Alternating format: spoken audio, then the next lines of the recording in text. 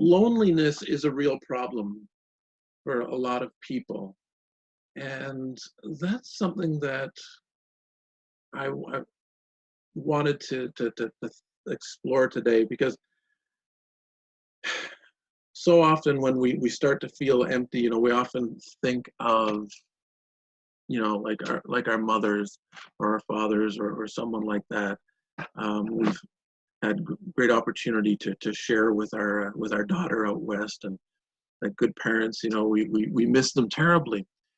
And you start to feel that loneliness. And I wanted to look at the question of how do we deal with loneliness. Um, you know, we don't have mom to go to anymore necessarily, and certainly not in these days. But how do we deal with the question of loneliness, particularly if you're experiencing that in these days as we're cut off from each other, we're not able to get together. Even though I can see a lot of faces, we can't be together. And I know this is for some people it may not be a big deal, the social isolation. Some of us introverts, it's almost like, oh, just another day. We don't spend a lot of time with people. Um, Too much people can actually be tiring for us at times. So it's not as big a deal. But for you extroverts, oh, I feel bad for you extroverts. How are you surviving? You need the energy of people, and all of a sudden it's not there. It's not available. You're cut off from your source of personal energy. Um, well, loneliness, as I said, is a reality in the world. Psychologists tell us that, and statistics tell us that loneliness is one of the biggest social problems certainly in the Western world. Uh, the number of people who experience loneliness is huge, and it is becoming a major mental health issue in our society here. And I can't help but think, thinking of you folks from Africa, where you come from a very communal culture, where you are used to having people come and being around. We were talking with one person this past week who was saying, how, when you have a baby, it's like mom comes for and moves in for 3 months, and so like, wow, this blows our mind here in Canada, because I mean, Donna didn't go and spend 3 months with our daughter when she had any of her children. We'd drop in, maybe stay a night, and or whatnot. But how do we deal with that being cut off? How do we deal with the loneliness? Because sometimes things just are thrust upon us. Well, there's two major ways really that we as Christians particularly can deal with loneliness. And the first is kind of the obvious way, is that we deal with loneliness through our fellowship with God. I mean, now that's the obvious thing. Of course, you expect that spiritual answer, but it is a great truth. I don't know how many of you know anything about church history. I'm a history buff. I love history.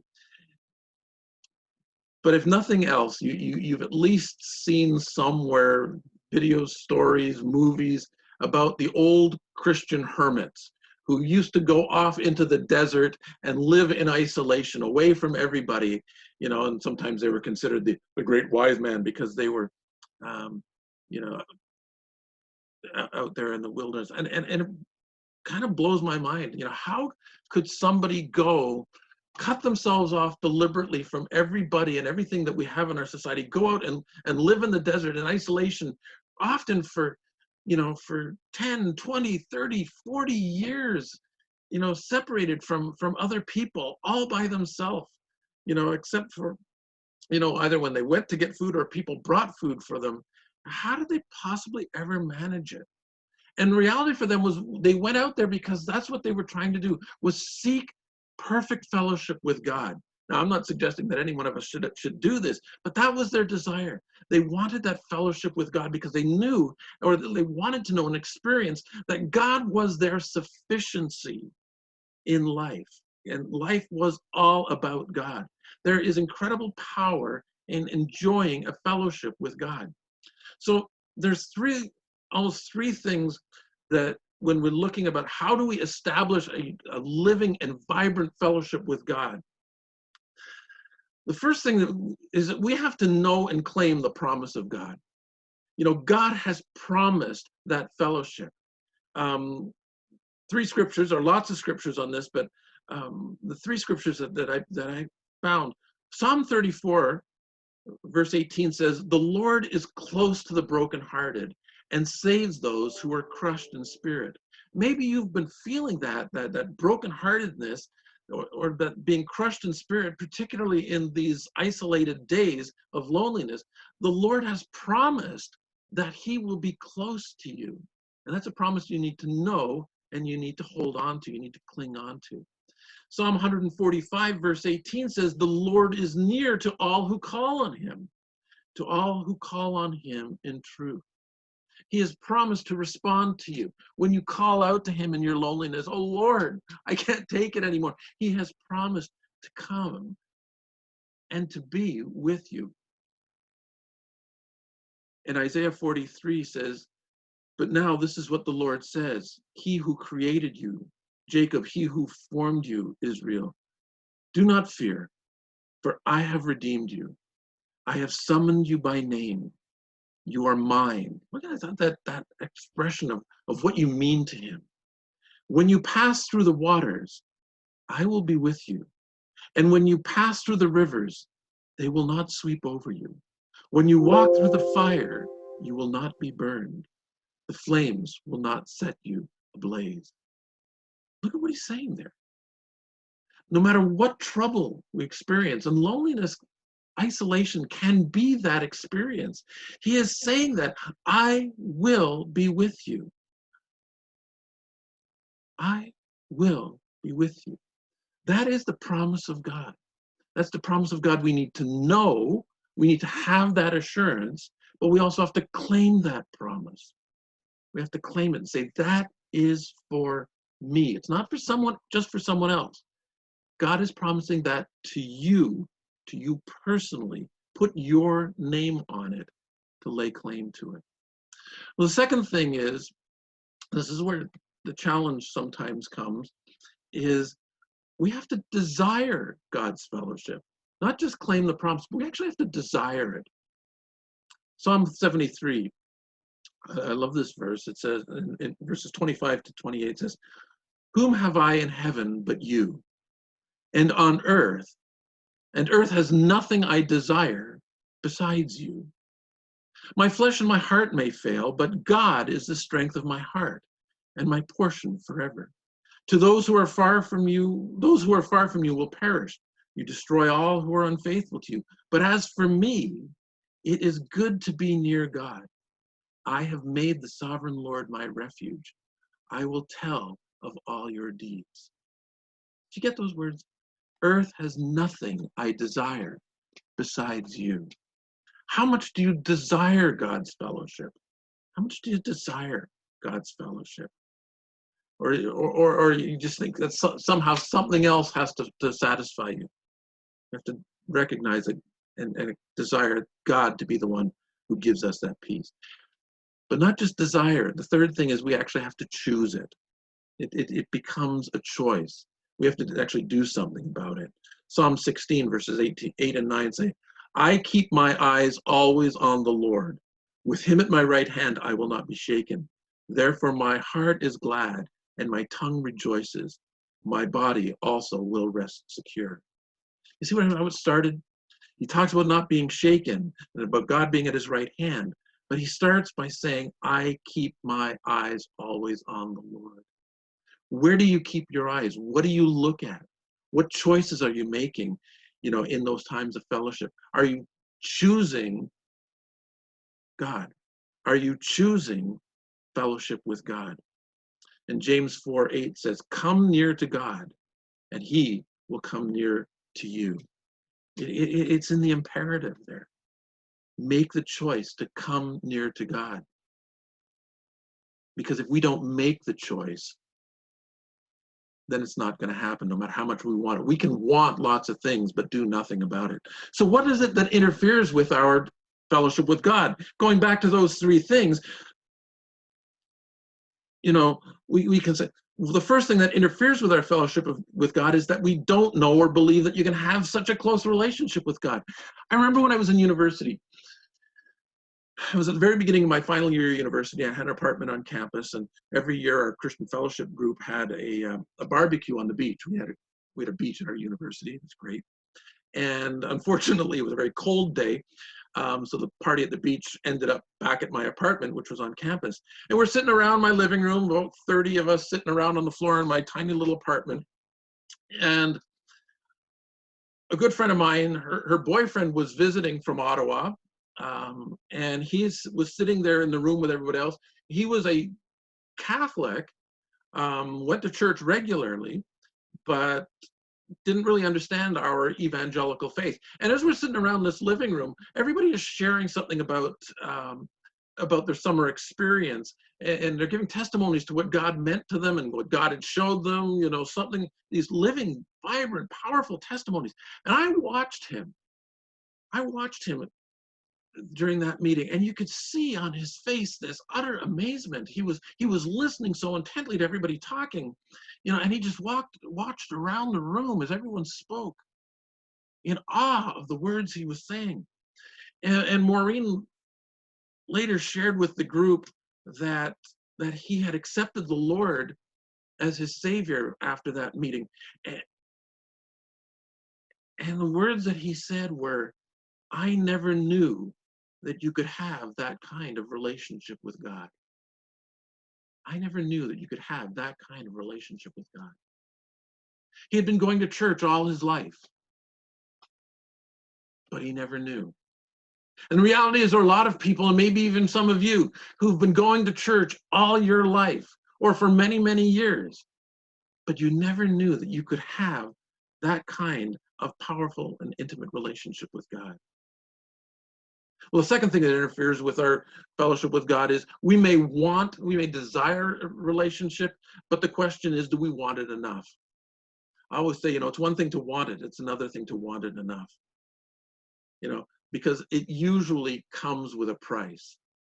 If we don't have that kind of intimate relationship with God, it's not going to just change like that automatically. It's going to come with a price. Something has to change. And the question is whether or not we're willing to pay the price, whether or not we're willing to make the change. Maybe it's change in our activities. Maybe it's a change in the things that we do, the things we read, the way we work out our schedule. Maybe we need to cut things out of our lives. I don't know what it is, but there are going to be things in our lives that get in the way, and we have to want our relationship with God more than we want those things. Are you willing to pay the price? Are you willing to make that choice to do whatever it is? And it's comes to that third point. We simply choose not to make the choice. Are we willing to make the choice to have that relationship with God? And it's going to be a challenge sometimes, because there are going to be times when we don't feel the intimate relationship with God. Do you always feel God is close? No, nobody does. At least I don't think so. I know I don't. What do you do? And particularly if it's one of those periods of time when it goes on, where your prayers, they just seem to as we say, hit the ceiling, or you can't find the words. What do? Do you give up? Or do you choose to persevere? We have to make that choice to persevere. When we do that, God will, the sense and the awareness of God will return. God isn't left anywhere, but that relationship will come back when we make that choice and choose to hold on to it. Now, all that being said, the value of our fellowship with God in times of loneliness is incredible, and God is that ultimate source. But we all know that there's more to it. I've told this story, a simple story before, about the little girl who, the thunderstorm And she gets all scared, and she comes running to her parents' bed at night and says, "Daddy, I'm scared." And Daddy says, and it's great spiritual wisdom, when you're scared, um, just pray to God. He's always with you. He'll never leave you. It's just, "Daddy, I know that, but sometimes I just need someone with skin on." And that's our reality too. We are human beings. We can spiritualize and it's very true and very real, but sometimes we need someone with skin on. And that's why God has given us the church. We are not in this alone. God has given us each other. That's why I like doing this, online worship this way, so I can see your faces. I know you're there. I'm not talking to just a blank screen. I know you're there. We are in this together. We deal with loneliness through the fellowship of the church. As I already said, a lot of people don't like being physically alone for very long. And for you extroverts, it's been an very, very painful time, more painful than it is for us introverts. But if you remember that TV show, Cheers, the title song was one that touched a lot of people. And the line that says, "Sometimes you gotta go where everybody knows your name, and they're always glad you came." And that story, that TV show was all about this group of people who found their fellowship and their connection in a bar. That's where their friends were. That was the hub of their personal social life, and it was so important to them. And that's what human beings do. We find ways to make connections. Maybe it's with people at our jobs, maybe it's with social clubs that we may belong to. Just getting together with friends. All kinds of ways that we find to make connections with other people. But we live in a world that's changing. Years gone by, social clubs were a big thing. The Legion and the Lions Club and Kiwanis Club and this club and that club, Boy Scouts, Girl, all these clubs that existed to bring people together where they didn't have to be alone. The reality is so many of those are closing these days. We have a Legion down a couple doors down from our own building, and it's been there for a long time. In fact, our church used to worship in their building for a while our current building was being built. Hard to imagine, but we have partnered with them. But their president tells me he expects that they will be closed within a couple of years, and the building will be sold. As many Legions have been closed. The Lions Club, talking to the people from there, they expect that they won't last very much longer, as they don't get new members. People don't join the clubs the same way. And as we don't join these things, we get more and more lonely. What do we do now? We stay home and we binge watch Netflix. Even our jobs so much now. You got to wonder in this day, so many people have been working at home who never did before. You wonder how much more that's going to accelerate telecommuting, and the personal touch, even in a lot of our jobs, will be lost. Less and less personal connection. I've never really telecommuted a lot, but in past jobs I work from home, maybe one day a week, and it's not the same being alone. We like it for a bit, but after a while you start to feel just somehow less human. Even our friendships, even our personal friendships, are getting to be a struggle. When we want to get together with friends, it's sometimes we have to plan weeks in advance, to get out the calendars and say, "Oh yeah, we're free this day. Are you free that day?" "No, we're not free that day." And just it's a major scheduling exercise to try and even get together with friends. Or just the simple fact that we are a lot more mobile society than we ever used to be. And people don't stay in one place nearly as long as they used to. I think of, Wes and Alice, talking about people who are cut off from the church. They don't get to share with us these days, but they have been in that same house for, I don't know, 70 years or something like that now. Ridiculous length of time in the same house. I can't imagine that. Donna and I have been in this house for 8 years now, and I think that's the longest I've been in one house in my entire life. And I'm almost 60 years old, and this is the longest I've been in one place. The world has changed so much. It's so hard to maintain relationships in such a mobile, fluid society. No wonder we are lonely. But God has given us not just himself, but he has given us the church. We shared not long ago from that passage in Acts chapter 2, verses 42 to 47, where they described the church and what it was about. It says, they devoted themselves to the apostles' teaching and to fellowship, to the breaking of bread and to prayer. Everyone was filled with awe at the many wonders and signs performed by the apostles, and all the believers were together and had everything in common. They sold property and possessions to give to anyone who had need. Every day they continued to meet together in the temple courts. They broke bread in their homes and ate together with glad and sincere hearts, praising God and enjoying the favor of all the people. And the Lord added to their number daily those who were being saved. Of course, the Lord added daily. Look at that community. If you're lonely, isn't that something you'd want to be part of? The description of that community? How much of it do we experience? How much do we share with each other?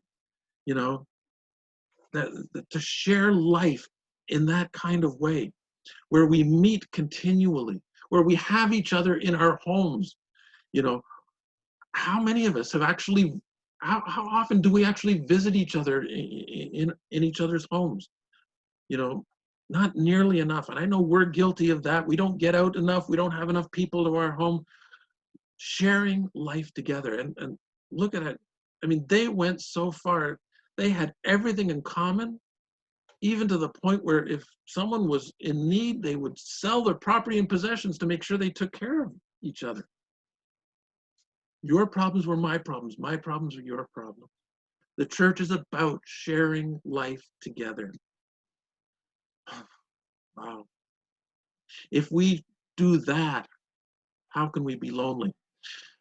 In the New International Version of the New Testament, that phrase, one another, when talking about the relationships between Christians, that phrase, one another, appears 47 times in the New Testament. That's what the Bible is all about. It is about the community of God. Love one another. That one, I didn't even count how many times it says that we are to love one another. Bear one another's burdens. Encourage one another. On and on and on. How we are to relate to each other 47 times. My friends, that is what we need to build so that nobody can ever be lonely. But again, it goes back to choices. We need to make the choice to make that happen. Because fellowship is about more than being simply in one place together. There is no lonelier place than in a crowd. Did you know that? There is no lonelier place than in a crowd. When you're surrounded by people, but you feel disconnected to them. I know what that's like, because I'm not the greatest people connector. I've been in many crowds and felt terribly lonely, because we need more than the physical being together. We need intimacy. We need to be able to share our lives. You need to know what's going on in my life, in my heart, in my mind, and I need to know what's going on in yours. That takes an enormous amount of trust. And trust is not always something that comes easily to people, but we need that intimacy. We need to work on that. And I pray that even in these days, God, as God gives us the opportunity to communicate with each other, to call one another, to have Zoom times with one another, that we will do that, so that even though we are physically separated, we can still find ways to have relationships with one another. I'm thankful, Donna has the 2 times with the ladies. Men, we're having our time, going to have a try Thursday, just a chance to talk and share together, learn together, share together. With our prayer times together, just opportunities. But call each other. Just see how we're doing. So hopefully you've been getting phone calls from someone in the church. Pretty much everybody's been assigned to somebody who's supposed to be calling you just to check up on you. But we need to be calling each other. That's why I'll go back to, if you don't have our church directory, you can't call someone, because you won't know how to get in contact with them. So, get our church directory, get that online directory so you have it, and keep your information up to date so people can call you. Let me know if you don't know how to get it. I want you on it so that you can stay in contact with other people. Just give them a call and say, how are you doing? Loneliness doesn't need to be reality. God has set things up that we don't need to be alone. He has promised that he will never leave us. He will never forsake us. He will not leave us as orphans, he said.